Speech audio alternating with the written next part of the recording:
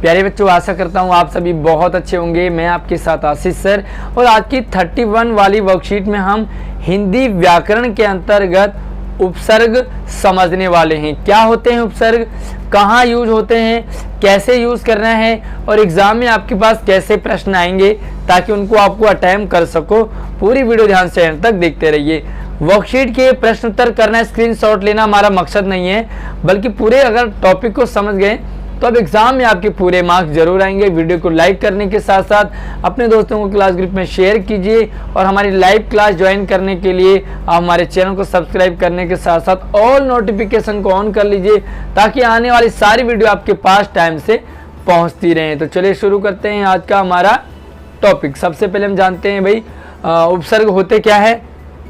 तो आम बोलचाल में हम बहुत सारे ऐसे शब्दों का प्रयोग करते हैं जिनके लिए हमें पढ़े लिखे होने की ज़रूरत नहीं है।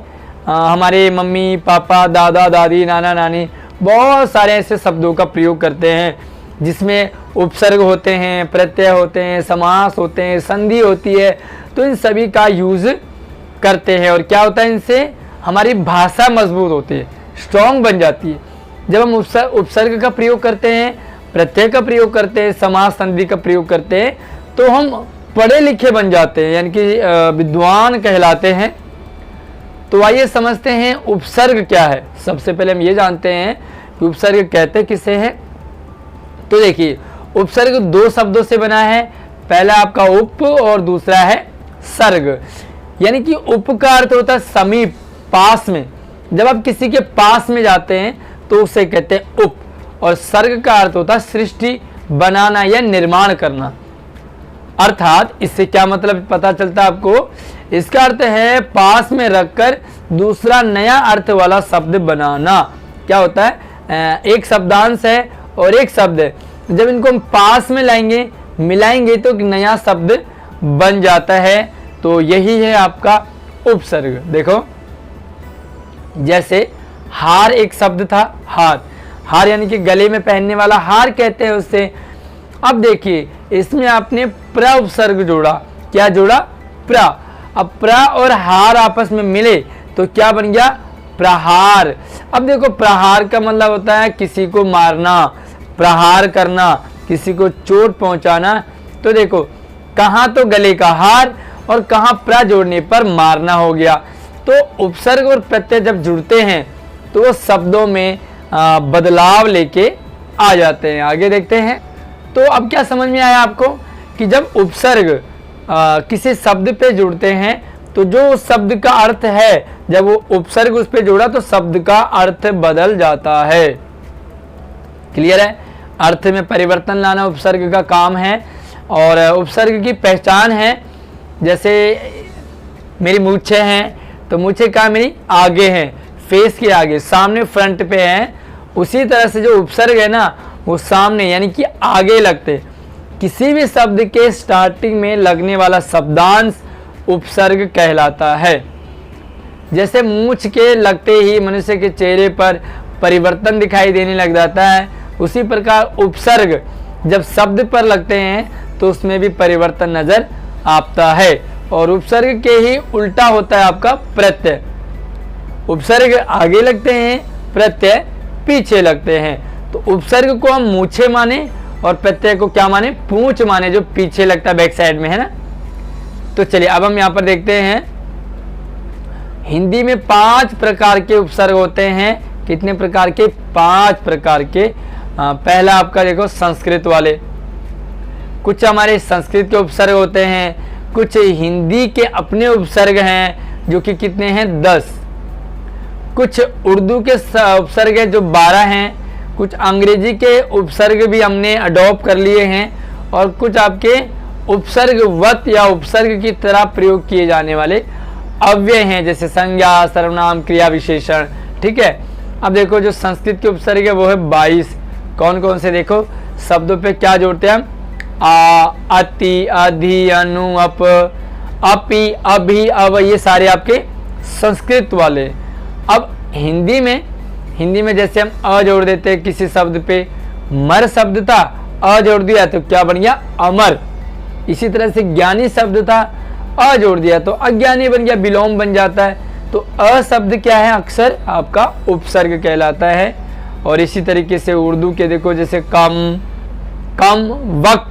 वक्त बोलते हैं ना, हम गाली देते हैं किसी को कम वक्त, तो कम का मतलब उपसर्ग है, वक्त मतलब समय। खुश तो क्या कहते हैं हम, खुश मिजाज है। गैर तो गैर हाजिरी, गैर कानूनी, ये सारे आपके। और इसी तरीके से अंग्रेजी वाले sub inspector, deputy collector, vice chancellor, head master, तो ये सारे आपके जो उपसर्ग हैं वो इंग्लिश वाले हैं। और इसी तरीके से हमारे पास संज्ञा शब्द वाले, जैसे चिर हो गया, अता हो गया, पुनर हो गया, बहिर हो गया। तो चलिए एग्जाम्पल देखते हैं, आपको और भी अच्छे से समझ आ जाएगा। अब देखिए यहाँ पर ये है उपसर्ग और ये है उनका अर्थ, और ये है उपसर्ग से बनने वाले शब्द। उपसर्ग जिस पर जुड़ता है उसे कहते हैं मूल शब्द। मूल शब्द यानी कि मीनिंगफुल वर्ड। अब देखो यहाँ पर अन है, अन क्या है आपके लिए, उपसर्ग है जो कि शब्द के आगे लगता है। अन का अर्थ होता है भाई निषेध के अर्थ में, यानी कि निषेधवाचक वाक्य अभी आपने पढ़े ना हमारी लाइव क्लास में। तो निषेध का अर्थ होता है नकारात्मक, यानी कि ना का जहां पर पता चले वहां पर हम अन उपसर्ग का प्रयोग करते हैं। जैसे अनमोल, मोल एक शब्द है, मोल जिसका कोई कीमत होता है, और अनमोल जिसका कोई कीमत नहीं होता। इसी तरीके से अलग, लग यानी कि लगना, और अलग यानी कि अलग होना। अनजान शब्द, जान, जान क्या होता है, वो वाला जान नहीं जो आप यूज करते हैं, तू ही तो मेरी जान है, ये वो वाला जान नहीं है। ये आपका जान मतलब होता है जीवन, जान पहचान, ठीक है। तो ये जान कौन सा है, वो जान वाला नहीं, ये है जान पहचान।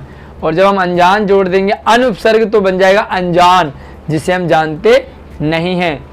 इसी तरीके से अनकहा, अनदेखा। और दूसरा है अति, अति उपसर्ग का मतलब होता है अधिक या ऊपर। कई बार हम कहते हैं ना अति हो गया, अति मतलब बहुत ज्यादा हो गया। तो अब इससे बनने वाले शब्द क्या है, पहला शब्द है आपका अतिकाल, अतिकाल। दूसरा है आपका अति जमा आचार, अत्याचार। दूसरा है अति जमा रिक्त, तो आपका बन गया अतिरिक्त। अगला है इसी तरह से अतिशय और अत्यंत, ये आपके अति उपसर्ग से शब्द हैं। अगला है आपका सब, सब क्या है आपका, ये सब आपका अंग्रेजी का उपसर्ग है। सब का मतलब होता है अधीन या नीचे, अधीन किसी के अधीन है, किसी के नीचे है। तो देखो सब जज यानी कि जज के नीचे, सब कमेटी कमेटी के नीचे, सब इंस्पेक्टर इंस्पेक्टर के नीचे। तो ये आपके उपसर्ग हैं। अब चलते हैं इसके प्रैक्टिस पे यानी कि एक्सरसाइज पे, किस तरीके के आपके सवाल हैं। पहला सवाल है आपके लिए, उपहार शब्द में उपसर्ग और मूल शब्द को पहचानिए, और एमसीक्यू टाइप का है, यानी कि विकल्प है, 4 विकल्प, चारों में से सही को आपने यूज करना है। उप जमा हार, उप जमा हार, उप यहाँ पर उपसर्ग है, मूल शब्द आपका हार, जैसे प्रहार में हार मूल शब्द है, तो इसका आपका ख वाला ऑप्शन बिल्कुल करेक्ट है। दूसरा देखो पराधीन, तो पराधीन शब्द में उपसर्ग क्या है, उपसर्ग, तो उपसर्ग आपका पर, परा नहीं, पर उपसर्ग है, और मूल शब्द आपका अधीन, अधीन यानी कि अंडर में होना। तो क्लियर हो गया आपको। तीसरा सवाल देखिए क्या करना है इसमें। तीसरे शब्द में आपको निम्नलिखित उपसर्ग से नए शब्द बनाने हैं। मान लीजिए कि उपसर्ग आपका अति, तो अति से आप शब्द बनाएंगे, तो आप लिख देंगे अत्याचार। क्या लिखोगे, अत्याचार, ठीक है। अत्याचार लिख दो या अत्यंत लिख दो, दोनों में से दोनों को लिख सकते हैं, एक को लिख लीजिए। आ, दूसरा आपका आ, तो आ से बनेगा आपका आहार, आहार, ठीक है। हार से ही हमने बना दिया आहार। और पर, तो पर से आप क्या लिखेंगे, परोपकार, क्या लिखेंगे, परोपकार, परोपकार, ठीक है। तो देखो अति से अत्याचार, आ से आहार, और पर से परोपकार, ये 3 शब्द हो गए। अब चलते हैं हम इसके चौथे प्रश्न की तरफ। चौथा प्रश्न क्या कहता है, निम्नलिखित शब्दों में उपसर्ग लगाकर नए शब्द बनाने हैं। उपसर्ग लगाकर, पहले में हमने उपसर्ग मूल शब्द लगाया, अब इसमें उपसर्ग लगाएंगे, उपसर्ग यानी कि शब्द से पहले। अब आप पुत्र पे आप उपसर्ग लगाएंगे तो दो उपसर्ग लग सकते हैं, एक तो यहाँ क्या बन गया सुपुत्र, ठीक है। और अगर पुत्र पे कु उपसर्ग जोड़ दिया तो क्या बनेगा, सु उपसर्ग जोड़ा तो सुपुत्र बना, लेकिन अगर कु उपसर्ग जोड़ेंगे तो क्या शब्द बनेगा, मुझे कमेंट करके बताएंगे आप कमेंट में कि क्या उपसर्ग से शब्द बनेगा। अगला देखो हाजिर, तो हाजिर का लिखेंगे आप गैर जोड़ दें आगे और ये बन जाएगा गैर हाजिर, ठीक है, गैर हाजिर। दूसरा है ज्ञानी, तो ज्ञानी के आ जोड़ देंगे तो ये बन गया आपका अज्ञानी, ठीक है। अब देखिए पांचवा सवाल है, निम्नलिखित शब्दों से उपसर्ग और मूल शब्द अलग कीजिए, तो प्लस करके वध, तो यहाँ पे लिखेंगे आप वध। पहले आप सबसे पहले यहाँ पर एक कॉलम बनाएंगे, यहाँ पे लिखेंगे उपसर्ग, ठीक है, और उसमें डैश में लिखेंगे मूल शब्द, मूल शब्द यहाँ पे लिखा हुआ है ना। अब आप देखो उपसर्ग के नीचे लिखेंगे वध, क्या लिखेंगे वध, और मूल शब्द के नीचे लिखेंगे नाम, ठीक है। अब इसी तरह से आजन्म, तो उपसर्ग के नीचे लिखेंगे आ और प्रत्येक मूल शब्द के नीचे जन्म।